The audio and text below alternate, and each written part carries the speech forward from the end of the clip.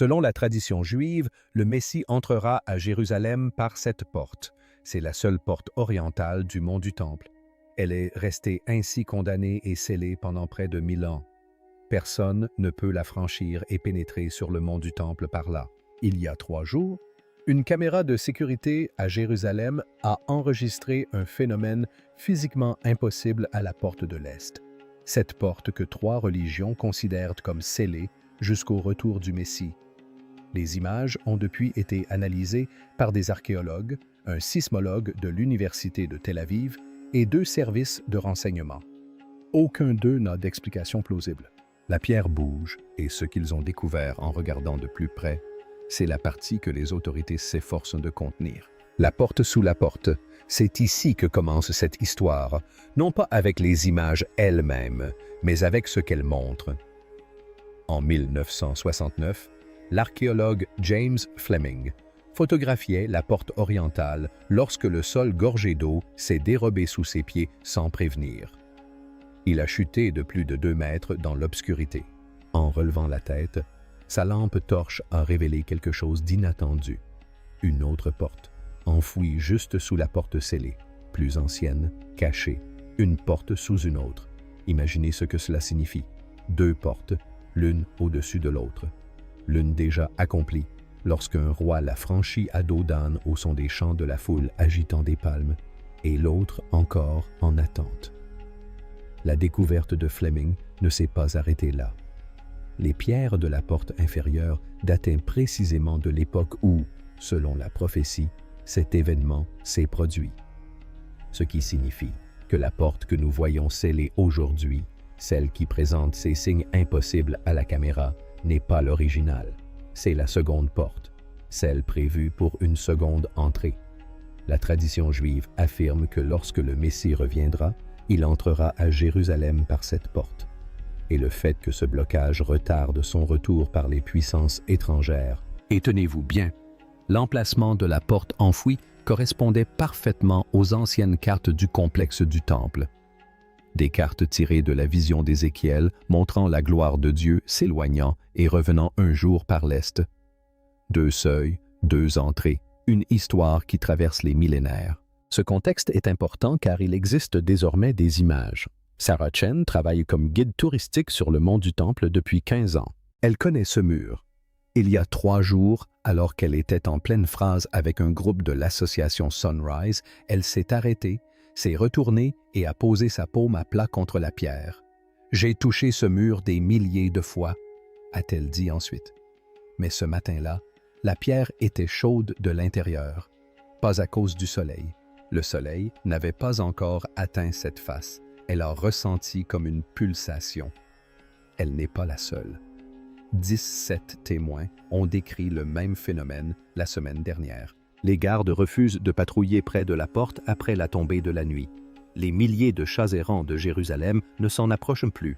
Quelque chose se passe entre ces pierres. Et il y a 3 jours, une caméra l'a enfin capturé. La prophétie qui a piégé un empire. Pour comprendre l'importance de ces images, pourquoi des chefs religieux de 3 confessions tiennent des réunions d'urgence en ce moment même, il faut savoir ce qu'est réellement cette porte. Ce n'est pas une porte comme les autres. Elle se situe sur un axe géographique parfait, un axe prophétique inscrit dans la terre elle-même, s'étendant du mont des Oliviers à travers la vallée du Cédron jusqu'à la porte orientale et menant directement à l'endroit où se dressait jadis le Saint des Saints. Dieu a conçu ce chemin et l'a déjà emprunté. Ézéchiel a vu la gloire de Dieu quitter le temple par ce même chemin. Le prophète l'a vu s'élever du sanctuaire, franchir la porte orientale et se poser sur le mont des Oliviers. La présence divine se retirant littéralement de son peuple. Mais Ézéchiel a vu autre chose. La gloire revenir venant de l'Est par cette même porte. Et Dieu a alors prononcé des paroles qui devraient terrifier quiconque a un jour tenté de contrôler ce lieu. Elle restera fermée, car c'est moi qui y suis entré, non par décision humaine, mais par ordre divin. Alors pourquoi le sultan ottoman Solian le Magnifique l'a-t-il scellé en 1541? Car il connaissait les prophéties et les craignait.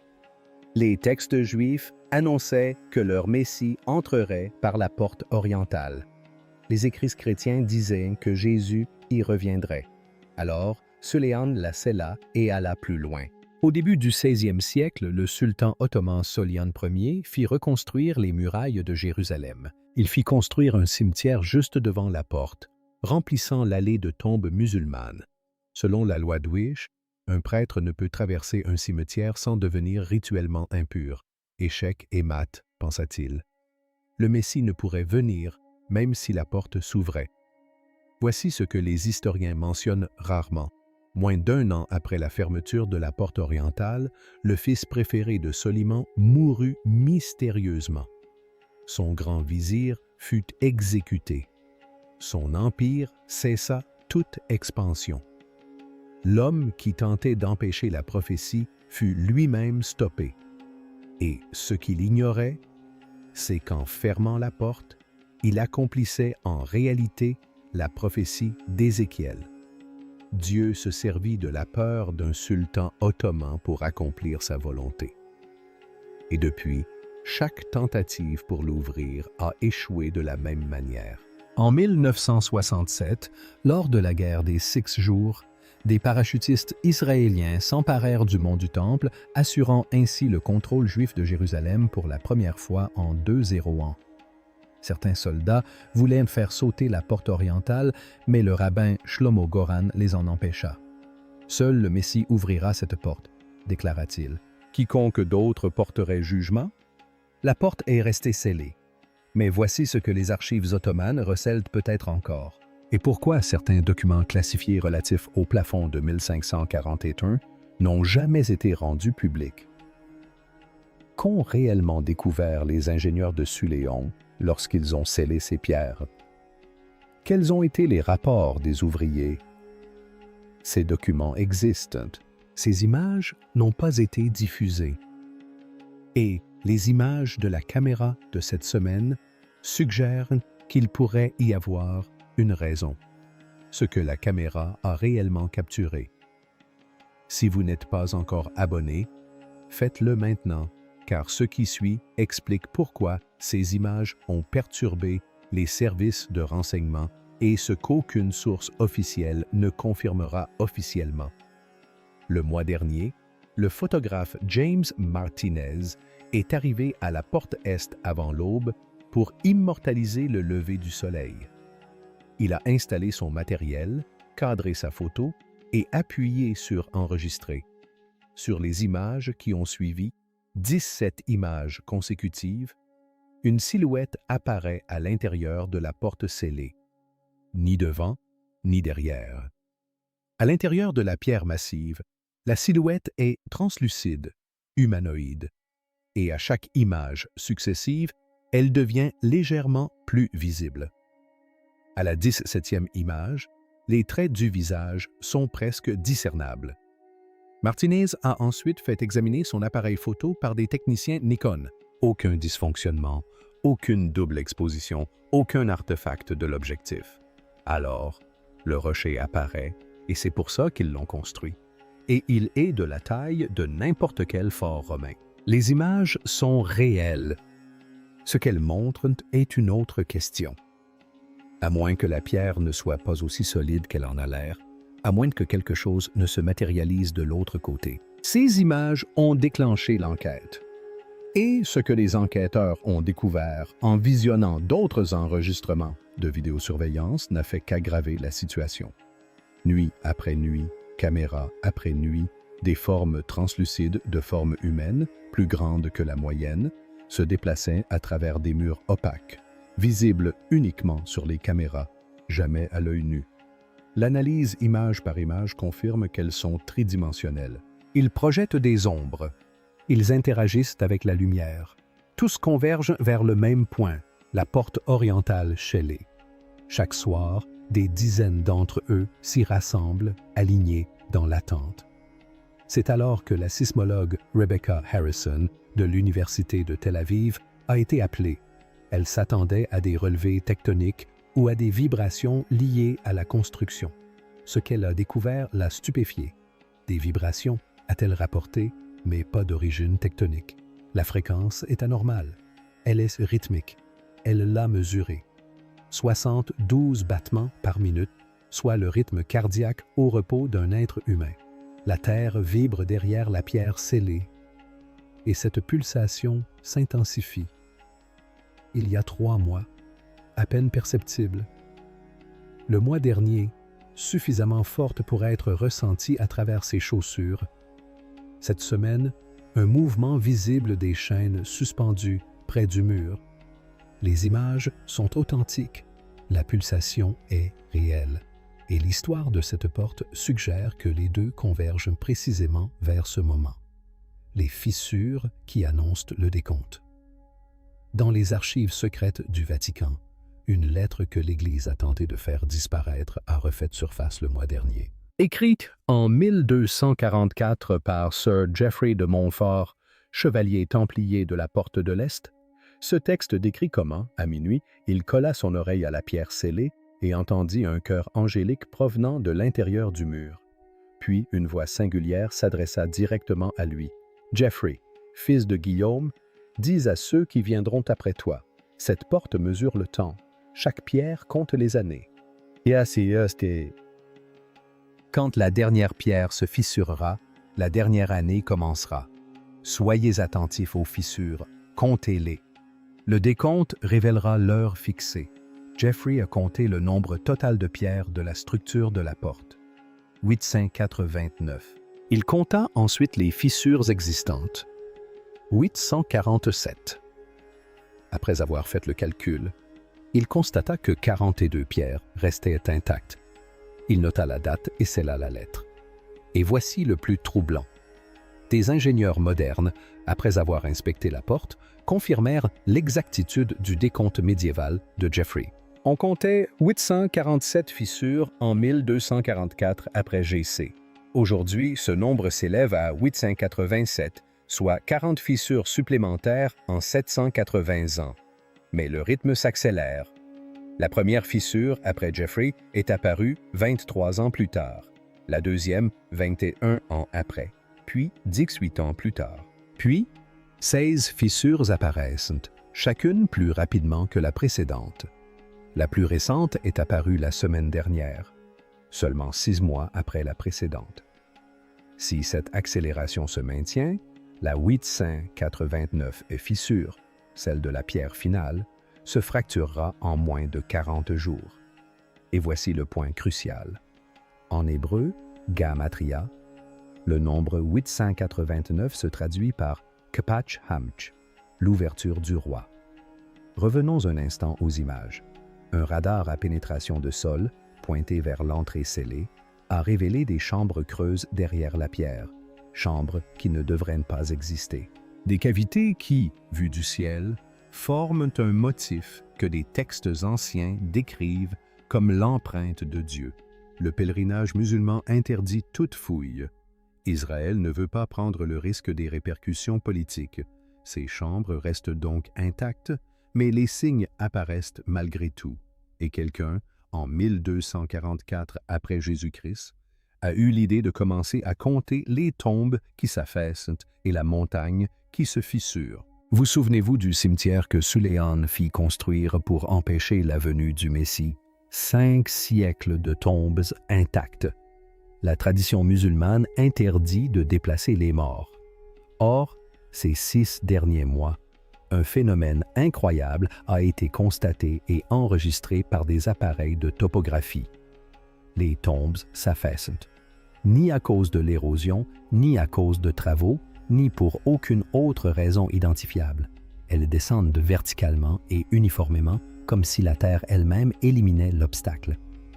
Ahmad Rachid a consacré sa vie à l'entretien de ces tombes. 7 générations de sa famille ont veillé ici. Il y a 6 semaines, à l'aube, il posa la main sur une pierre et la sentit bouger. Il vérifia la tombe suivante, puis la suivante, toutes s'enfonçaient. Il se leva lentement. « Mon grand-père m'avait prévenu, dit-il. Il m'a dit, quand le Messie juif viendra, nos morts s'écarteront. » Je pensais que c'était une superstition absurde. Maintenant, je le vois de mes propres yeux. 23 tombes se sont affaissées, toutes alignées, formant un chemin du mont des Oliviers jusqu'à la porte orientale. Chaque tombe s'est enfoncée de exactement 2,13 mètres. 7, le chiffre hébraïque de l'achèvement. Regardez. Juste en face de cette porte, de l'autre côté de la vallée, le mont des Oliviers se fissure, au sens propre du terme. Une crevasse s'étend désormais sur 90 mètres du nord au sud. Apparue en 2018, elle s'est élargie ces 3 derniers mois, passant de 5 à 35 cm. Zacharie avait prophétisé que cette séparation précise se produirait lorsque les pieds du Messie toucheraient la montagne. Selon la tradition chrétienne, Jésus entra à Jérusalem pour la dernière fois par cette porte le dimanche précédant la Pâque. Les scientifiques incriminent les travaux et les dégâts causés aux canalisations d'eau. Mais voilà le problème. La fissure ne suit pas les lignes de construction. Elle s'étend parfaitement d'est en ouest, droit vers la porte est. Et voici ce que les médias taisent. Les oliviers qui bordent la fissure sont en fleurs hors saison. À Jérusalem, les olives doivent être récoltées en octobre, avant la floraison. Ces arbres sont en effet couverts de fleurs blanches. Les habitants disent que ça sent l'encens.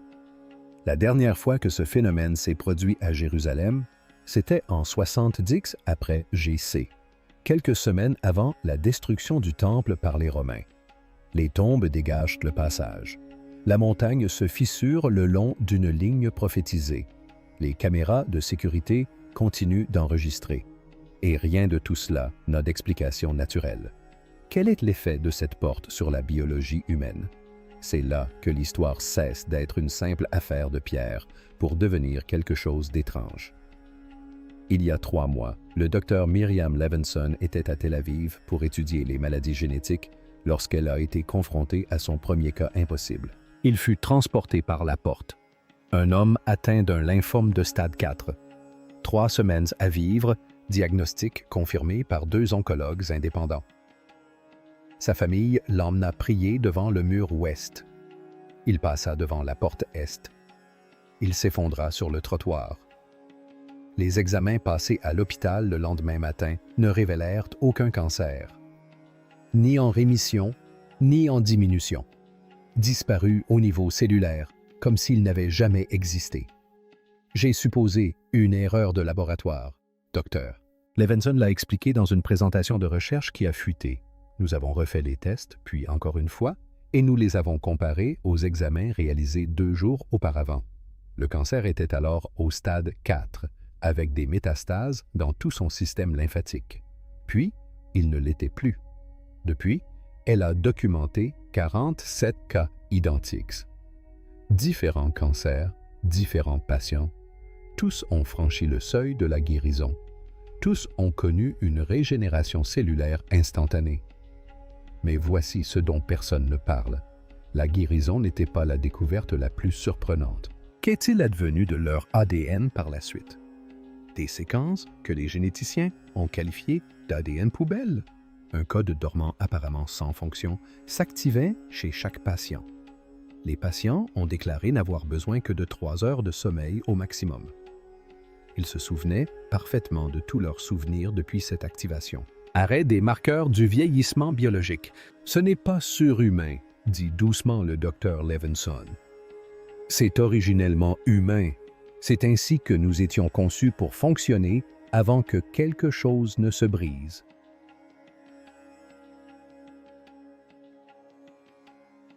Pendant ce temps, à Rome, un prêtre effectuant des travaux d'entretien de routine sous la basilique San Lorenzo plongea la main dans un réceptacle et la retira. Les ossements de Saint Laurent, martyr de 258 après J.C., mort depuis 766 ans, était chaud. Sa température corporelle atteignait 37 degrés Celsius. Le Vatican scella la zone. En 3 jours, le tissu osseux se régénéra.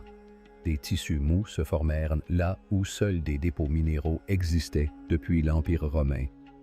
Et ce n'était pas un cas isolé. Des rapports parvinrent de 17 sites à travers le monde, tous abritant les restes de martyrs, tous présentant le même phénomène. Chaque martyr ayant connu une régénération était mort face à Jérusalem, après une dernière prière demandant à assister au retour du Messie. Quelque chose relie des siècles de foi à ce qui se trouve derrière cette porte en ce moment même. Des enfants chantent dans une langue morte. Voici maintenant la partie qui devrait être impossible à expliquer et que personne, au niveau officiel, n'est disposé à aborder publiquement. Dans 17 pays répartis sur 6 continents, des enfants de moins de 7 ans chantent la même chanson. Une chanson qu'ils n'ont jamais entendue, dans une langue qu'ils n'ont pour la plupart jamais entendue. Tout a commencé il y a 3 semaines au Ghana. Une fillette de 6 ans, Abana, s'est levée au milieu d'un office religieux et s'est mise à chanter. Non pas un cantique, mais une chanson ancienne et totalement différente. Sa mère a tenté de la faire taire. D'autres enfants se sont joints à elle. À la fin de la semaine, tous les enfants de moins de 7 ans de sa région chantaient la même mélodie, les mêmes paroles. Les linguistes ont identifié la langue comme étant de l'hébreu biblique, un dialecte de l'exil pré-babylonien, des mots qui n'avaient pas été prononcés depuis 2600 ans. Aucun enfant n'a appris l'hébreu. Il le parlait couramment. La traduction: ouvrez, ouvrez les portes de la justice. Le roi monte sur son trône. Plus d'attente, plus de pleurs. Attendez, ce n'est pas tout. Des témoignages ont afflué du Brésil, des Philippines, de Corée du Sud, de Roumanie, de Nouvelle-Zélande et du Canada. Même chanson, même langue, même mélodie. Des chercheurs ont enregistré des enfants sur différents continents et comparé les fichiers audio. Non pas similaires, mais identiques. Même tonalité, même rythme, même timing. La docteure Patricia Wong, chercheuse à Singapour, a mesuré l'activité cérébrale d'enfants pendant qu'ils chantaient. Des enfants situés à des milliers de kilomètres de distance ont présenté des schémas neuronaux identiques au même instant, comme si chacun d'eux était un instrument au cours d'une même performance. Après le chant, toujours au bout de 7 minutes précises, les enfants prennent la parole. Une fillette de 5 ans en Argentine a ainsi donné à ses parents la date exacte du décès de son grand-père. Un enfant de 7 ans en Australie a décrit un tremblement de terre au Japon 3 jours avant qu'il ne se produise, avec une précision de 5% sur la magnitude, la localisation et le nombre de victimes. Quelque chose est diffusé par ces enfants, et le signal, si on remonte à sa source, provient des mêmes coordonnées que celles pointées par tous les instruments vers la porte orientale de Jérusalem. Les caméras continuent de filmer. Les fissures continuent de se multiplier. La question n'est plus de savoir si quelque chose se passe à cette porte, mais ce qui se trouve exactement de l'autre côté. La convergence finale. Prenons un peu de recul et observons la situation. En 1244, un chevalier templier a compté 889 pierres et a lancé un décompte des fissures. On en compte actuellement 887. Un sismologue a détecté une impulsion de 72 battements derrière les pierres scellées. Un photographe a immortalisé 17 clichés d'une silhouette se matérialisant à l'intérieur d'une pierre massive. 23 tombes, construites pour bloquer le Messie, s'enfoncent en ligne droite vers la porte. Le mont des Oliviers se fend d'est en ouest. Des enfants sur 6 continents chantent dans une langue morte vieille de 2600 ans, annonçant l'ouverture de la porte. Les ossements de martyrs et 17 réauquaries se réchauffent après des siècles. Ce n'est pas un hasard, c'est une convergence et elle a un centre. En Éthiopie, le gardien de l'Arche d'Alliance, le seul autorisé à la voir, restée silencieuse pendant 30 ans, est apparu avec un message clair. La ramener à Jérusalem. La porte se prépare. Des images satellites montrent que l'Église orthodoxe éthiopienne organise le transport d'un objet massif, nécessitant des conteneurs blindés au plomb. Ceux qui se trouvent près de l'arche rapportent qu'elle émet une énergie mortelle pour les personnes non protégées. La même signature énergétique a été détectée dans les chambres situées sous la porte orientale. Elena Vasquez, physicienne quantique au CERN, a analysé les relevés sismiques de Jérusalem. Elle a décrit ses découvertes comme une synchronisation universelle, la réalité s'alignant sur un unique battement de cœur qui s'accélère. Ce battement ne provient pas de la Terre, a-t-elle précisé. Il traverse la Terre depuis une dimension supérieure à la nôtre. Quant au rabbin Isef Berger, gardien du tombeau du roi David, son père lui a dit il y a 40 ans. Quand les pierres pleureront à la porte orientale, comptez 40 jours. Ce qui va se passer ensuite ébranlera les nations. Le jour de Tisha B'Av, anniversaire précis de la destruction des deux temples. L'humidité s'infiltrait à travers l'ancien sceau. Jérusalem était aride depuis des semaines. L'analyse a révélé une salinité équivalente à celle des larmes humaines. 40 jours après Tisha B'Av, c'est Yom Kippour, le jour du grand pardon. Revenons à la vidéo de mardi dernier à 3h33 du matin, heure de Jérusalem. Les pierres se dilatent et se contractent lentement, régulièrement, rythmiquement, comme des poumons, comme si quelque chose de vivant, dissimulé derrière 5 siècles de maçonnerie ottomane, se réveillait enfin. Au début du mouvement, des chaînes près du mur se balancent vers l'extérieur. Pas de vent. Le capteur de température atteint un pic de 11 degrés Celsius pendant 4 secondes, puis retombe comme une pulsation. Le commandant de bord Ryan Foster effectuait un vol commercial au-dessus de Jérusalem à l'aube la semaine dernière. Pendant environ 4 secondes, alors que les premiers rayons du soleil illuminaient le mont du Temple, il a aperçu quelque chose. Une structure là, où seul le dôme du rocher devrait se trouver, non pas un reflet, mais un bâtiment en 3 dimensions projetant des ombres et visible sur les radars. Puis elle a disparu. Le contrôle aérien a enregistré 17 signalements similaires en 3 mois, tous à l'aube, tous décrivant la même structure, correspondant aux dimensions exactes du futur temple prophétisé par Ézéchiel. Dr. Bar-El, qui a forgé le terme de syndrome de Jérusalem, affirme que la vague actuelle est sans précédent dans sa connaissance. Ces personnes ne se prétendent pas prophètes. Elles ne présentent aucun signe de délire clinique. Une conviction récurrente les anime. Il franchit la porte. Elle reste des heures durant à la porte orientale, silencieuse, à observer. Puis, une fois qu'elle quitte Jérusalem, elles retrouvent leur état normal. Elles ne sont pas atteintes de délire. Le docteur Barl explique qu'elles réagissent à quelque chose d'incommensurable, mais qu'elles ressentent. La 889 et fissure se fait sentir. Le chemin à travers le cimetière se dégage, les ossements sont chauds, les enfants connaissent les paroles. Chaque instrument pointé vers Jérusalem mesure la même chose au même seuil scellé. Et ce qui rôde de l'autre côté de cette pierre attend depuis très longtemps ce qui va arriver.